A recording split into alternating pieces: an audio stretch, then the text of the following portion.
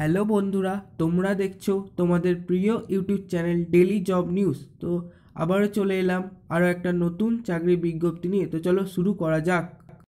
এখানে বলা হয়েছে রাজ্যের মাধ্যমিক পাস চাকরি প্রার্থীদের জন্য দারুণ সুখবর।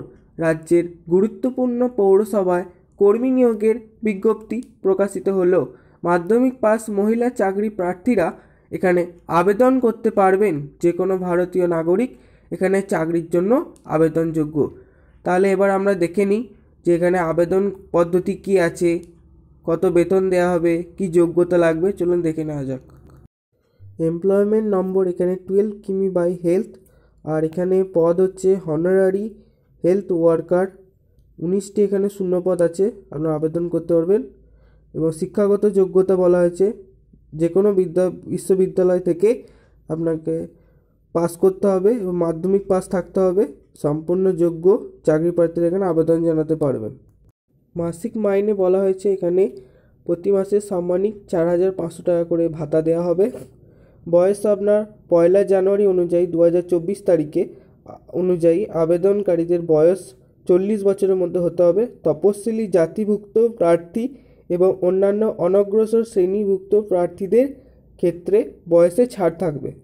অফলাইনের মাধ্যমে পৌরসভা প্রদত্ত প্রস্তাবিত আবেদনপত্র জমা করতে হবে। ইচ্ছুক প্রার্থীরা পৌরসভার অফিসিয়াল ওয়েবসাইট থেকে আবেদনপত্র ডাউনলোড করতে পারবেন।